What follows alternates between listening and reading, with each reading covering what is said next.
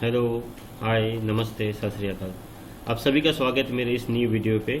आज जो मैं स्टॉक के बारे में बोलूँगा वो स्टॉक का नाम है ईद परी। ठीक है, और आज का जो डेट है 17 जून 2020। जैसे कि आप देख सकते हो मेरा यूट्यूब का ये वीडियोस है, सब मैंने रिसेंटली अपलोड किया है। और आप सभी को थैंक यू। मेरे सब्सक्राइबर अभी तक 298 हो गए, एक्सपेक्टिंग टू बी मोर। अब देखते आगे कैसा होता है।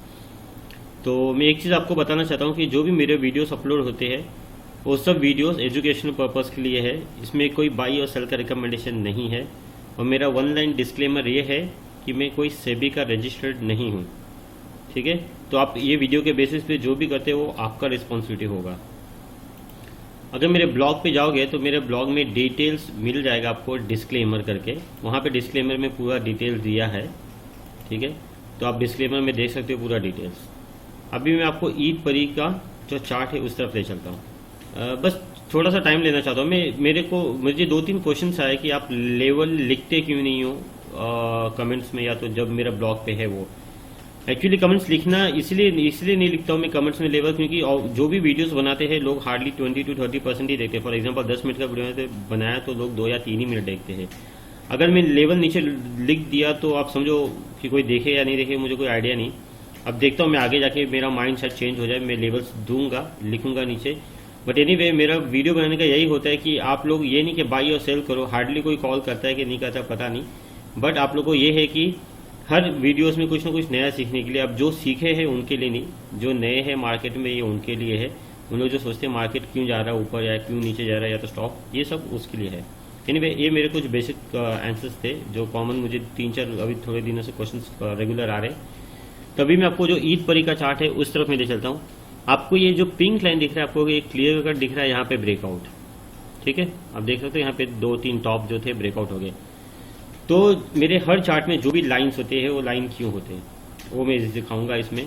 ठीक है, और जैसे कि मैं हमेशा बोलता हूँ ब्रेकआउट होके जो टारगेट होना है वो सक्सेसफुल नहीं होता है, और जो ब्रेकडाउन होने के बाद भी इमीडिएट सपोर्ट होते हैं वो सपोर्ट भी देखना है। ठीक है, तो ये ईद परी का अभी का नहीं है, ये ईद परी का जो है आपके सामने ये मिडल है 2019 से लेके 2020 जैन के बीच में है। तो अब देख सकते हो यहाँ पे जो ईद परी का जो ब्रेकआउट जो पिंक लाइन था 231 था। ठीक है, तो ये ब्रेकआउट होने के बाद सस्टेन क्यों नहीं किया, क्योंकि उसका इमीडिएट नेक्स्ट रेजिस्टेंस आ गया। मैं आपको दिखाता हूँ। अब देखिए ये डेली में ही है हम, तो देख रहे आपको वीकली में आपको इसको नेक्स्ट रेजिस्टेंस आ गया। तो अब ये रेजिस्टेंस के बाद देखिए ये स्टॉक फिर से आधा हो गया ऑलमोस्ट। इसलिए रेजिस्टेंस काफ़ी इंपॉर्टेंट होता है। स्टॉप लॉस भी आप जब ट्रेड करते हो तो भी काफ़ी इंपॉर्टेंट होता है। तो जब भी रेजिस्टेंस जो ब्रेकआउट होता है उसके बाद इमीडिएट रेजिस्टेंस देखना है आपको। इसलिए मैं जितना हो सके उतना ड्रॉ करता हूँ। ट्रेंड लाइन ड्रॉ करने के जैसे कि मैं हर वीडियो में बताऊँ, जितने कैंडल्स आप कनेक्ट कर सकते हो उतना स्ट्रॉन्ग वो रेजिस्टेंस या तो उतना स्ट्रॉन्ग सपोर्ट होगा। अब इसमें डेली, वीकली, मंथली हम सब देखेंगे। अभी मैं आपको करंट सिनेरियो क्या है ईद परी में उस तरफ ले चलता हूँ आपको। तो अभी हम ईद परी के जो अभी करंट जो सिनेरियो है उसमें है, जैसा कि आपको लास्ट कैंडल दिख रहा है, आज का जो क्लोजिंग प्राइस है 236। तो ये ब्लू लाइन, जैसा कि मैं आपको पिंक लाइन के बाद जो ब्लू लाइन जो इसके पहले जो कनेक्ट कराया था वही लेवल से आज के डेट में 244।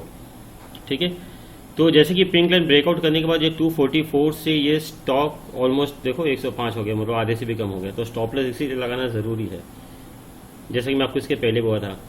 तो अब कैसा है, अब इसका अगर आपको बाई करना है या तो जिसी के पास भी पोर्टफोलियो में है तो इसको जो क्लोजिंग बेसिस लेवल है 240 से लेके 250, याद रखिए 10 रुपये का लेवल है। कम से कम 2 या 3 दिन क्लोज देना है, उसके बाद ही आपको ट्रेड करना है ऊपर की तरफ। उसका स्टॉप लॉस और टारगेट मैं आपको बताऊंगा। ठीक है, तो stop loss as of no आप 210 पकड़ के चल सकते हो। सॉरी, स्टॉप लॉस आपको 210 नहीं, आपको स्टॉप लॉस रखना है 199। तो ये तो ट्रेड हो गया ब्रेकआउट का।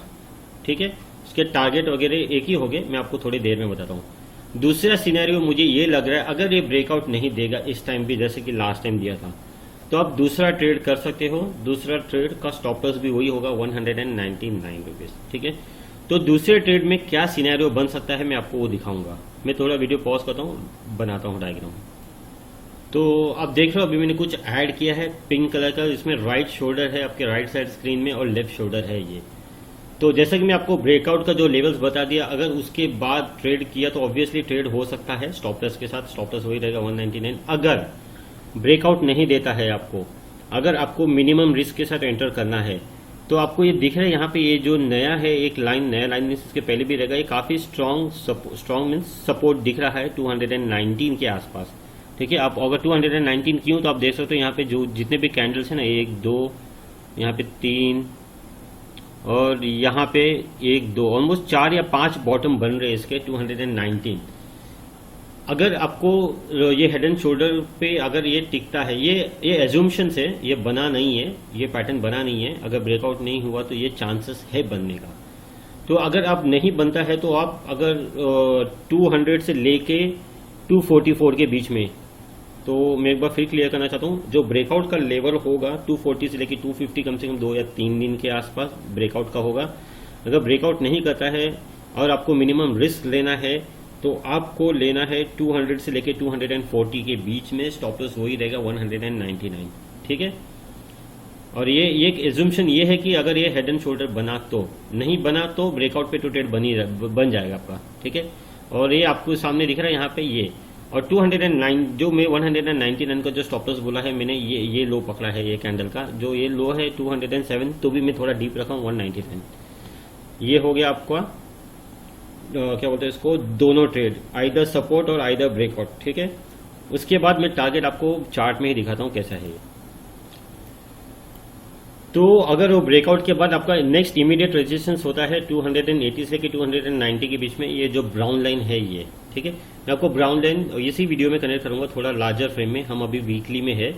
अगर ये भी ब्रेकआउट करता है नेक्स्ट रेजिस्टेंस, तो इसका टारगेट 350 से लेके 375 390 वो सब जाने का पॉसिबल है, पूरा चांसेस है इसका। अगर ब्रेकआउट दे के सस्टेन करता है, जो भी रेजिस्टेंस बोला है, रेजिस्टेंस क्रॉस होने के बाद इंडेक्स जो टॉप है 390 का, वहां तक ये पहुंच सकता है। वहां पे पहुंचने के बाद देखेंगे। अब ये मत सोचो कि यह वहां तक पहुंचेगा, वहां तक पहुंचने के लिए काफी सारे इसके रेजिस्टेंस है, जो मैं रेजिस्टेंस बता दिया है आपको। तो रेजिस्टेंस ब्रेकआउट करने के बाद एक वो ट्रेड, या तो आइदर आप लो रिस्क पे ट्रेड करना चाहोगे तो वो।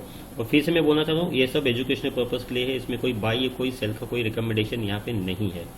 ठीक है, ओवरऑल आपको, तो आपको मंथली दिखाने के पहले आपको 2 चीज दिखाता हूँ। ये जो ब्लू लाइन पहले जो मैं बीच में से चार्ट दिखाया था, बाद में वीकली लेके गया, और अभी जो रेजिस्टेंस आप देख सकते हो यहाँ पे ब्लू लाइन कितने सारे कैंडल्स है, मंथली में है हम अभी, तो कितने सारे इसके रेजिस्टेंस है, इसलिए ब्लू लाइन इंपॉर्टेंट है, उसको ब्रेकआउट होने दीजिए। या तो आप सपोर्ट पे लीजिए विथ मिनिमम रिस्क, मैं 2 या 3 बार बोल चुका हूँ अभी तक।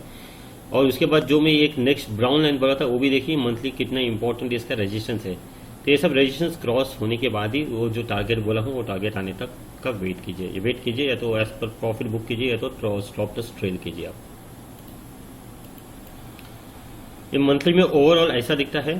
ठीक है, ये मंथली में टॉप देखो, यहाँ पे मैंने जितने भी टॉप हो सके हैं वो जोड़ लिए हैं। यहाँ पे देखो, जो एक यहाँ पे हो गए, यहाँ पे 2 हो गए, और ये तीसरा, ये परफेक्ट टॉप है। यहाँ पे 3 मिल गए हैं मंथली के, स्टार्टिंग में, बीच में और एंड में। और बॉटम में तो बीच में मिले नहीं, कि जस्ट एज्यूम्शन है कि ये नेक्स्ट सपोर्ट है, इसलिए पकड़ा हूँ कि सपोर्ट यहाँ पे आपको कुछ दिखे होंगे, यहाँ पे कुछ कनेक्टेड है, यहाँ पे 2-3 कनेक्टेड है।